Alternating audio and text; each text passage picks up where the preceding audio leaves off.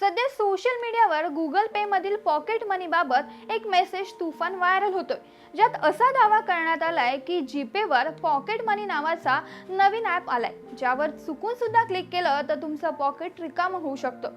पण खरंच हा नवा स्कॅम आहे की नवं फीचर, जाणून घेऊयात आजच्या व्हिडिओतून। नमस्कार, मी चैताली आणि तुम्ही पाहताय ओनली मानिनी। डिजिटल पेमेंटच्या जगात रोज नवनवीन फीचर्स येत असतात, ज्यामुळे युजर्सना सहजपणे पेमेंट करता येतं।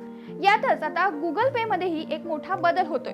भारतातील यूपीआयचा वाढता वापर पाहता गुगल पेनं एक नवीन फीचर लॉन्च केलंय, जे युजर्सना बँक अकाउंट शिवाय ऑनलाईन पेमेंट करण्याची सुविधा देतं।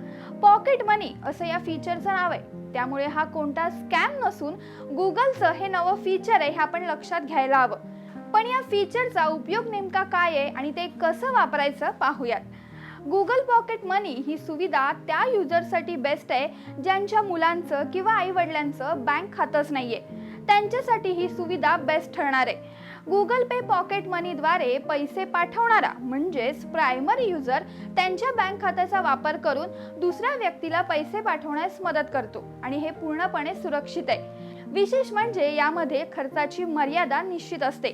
यासोबतच पेमेंट अप्रूव्ह करण्याचाही पर्याय आहे। त्यामुळे आता ज्यांचं बँक अकाउंट नाहीये त्यांना ऑनलाईन पैसे ट्रान्सफर करण्यासाठी कोणतीही अडचण येणार नाहीये। पण पॉकेट मनी फीचर नेमकं कसं वापरावं तेही सांगते। गुगल पे ॲप ओपन करा आणि यूपीआय सर्कल सेक्शन मध्ये सेटअप पॉकेट मनीवर जा। आता ज्या व्यक्तीला तुम्हाला ते पैसे द्यायचे त्यांचं नाव किंवा नंबर निवडा किंवा UPI circle QR code scan करा। आता परमिशनची पद्धत निवडा। यात तुम्हाला दोन पर्याय दिसतील, अप्रूव्ह एव्हरी पेमेंट किंवा सेट अ मंथली लिमिट। यांपैकी कोणतेही एक ऑप्शन आता तुम्हाला निवडायचे। यानंतर सेकंडरी युजरची माहिती म्हणजेच त्या व्यक्तीशी असलेलं तुमचं नातं आणि त्यांचा आधार क्रमांक तुम्हाला भरायचा आहे। यानंतर तुमचं बँक अकाउंट निवडा आणि यूपीआय पिन टाकून इन्व्हिटेशन पाठवा।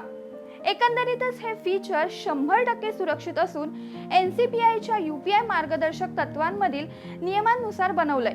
यात सेकंडरी युजरचं KYC करणं बंधनकारक असल्यानं समोरच्याची सर्व माहिती देणं बंधनकारक आहे। बँक या माहितीचा उपयोग फसव्या व्यवहारांचा मागोवा घेण्यासाठी नोंदी ठेवण्याच्या उद्देशाने करणार आहे। हे फीचर विशेषतः अशा लोकांसाठी उपयुक्त आहे ज्यांना मुलांना पॉकेट मनी द्यायचंय, कुटुंबातील सदस्यांच्या खर्चाचं व्यवस्थापन करायचंय किंवा कर्मचाऱ्यांचा पगार देण्याची सोय करायची। मात्र गुगल पेचं हे फीचर चांगलं असलं तरी त्यात धोके सुद्धा आहेत। तुम्ही जर यात लिमिटेशन किंवा नियंत्रण योग्यरित्या सेट केलं नाही तर खर्च नियंत्रणाबाहेर नक्कीच जाऊ शकतो। त्यामुळे याचा वापर करताना काळजीपूर्वकच करायला हवा। तुम्हाला ही सर्व माहिती कशी वाटली हे आम्हाला नक्की कमेंट बॉक्समध्ये कळवा आणि अशाच नवनवीन आणि माहितीपूर्ण व्हिडिओसाठी ओनली मानिनीला जरूर सबस्क्राईब करा।